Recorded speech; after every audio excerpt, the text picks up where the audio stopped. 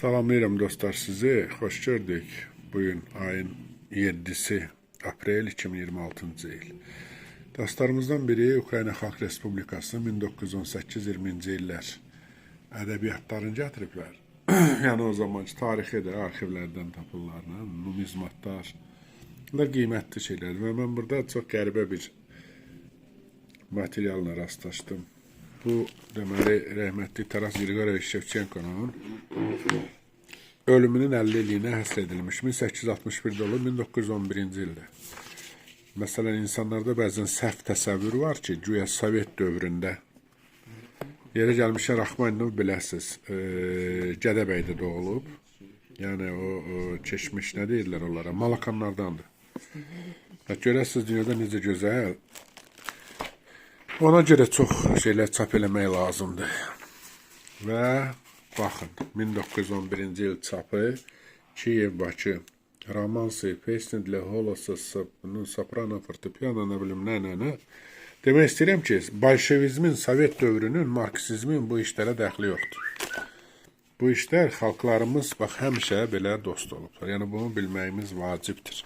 Və səhv təsəvvürlər var ki, güya bizə təhsili, güya bizə nə bilim oxumağı, güya bizə nə bilim işləməyi, güya Sovetlər Birliyi verib.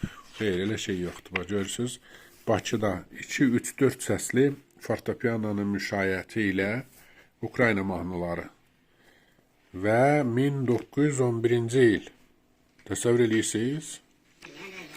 O vaxt nə bolşevizm var idi, nə Lenin var idi, nə Stalin var idi, nə kommunistlər var idi, nə bolşeviklər var idi. O zarazalar gəldilər, hamısını bu bizim milli dəyərlərimizin hamısını əlimizdən aldılar.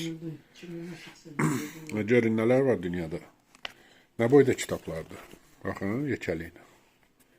Bu kitabın qiyməti valla qədrin bilənlər üçün, çox kolleksionerlər üçün, numizmatlar üçün çox bahalı bir şeydir.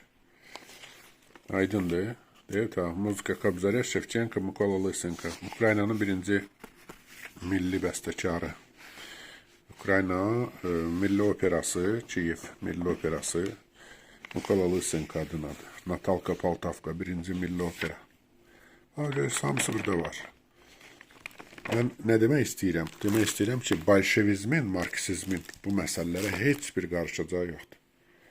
Bizim xalqlarımız ona qədər də, Sovetlər Birliyinə qədər də, SSSR-ə qədər də dost olublar. Yəni bu milli dəyərlərdir artıq. Bunu deyəcəkdim əziz dostlar. Sağ olun, təşəkkür edirəm.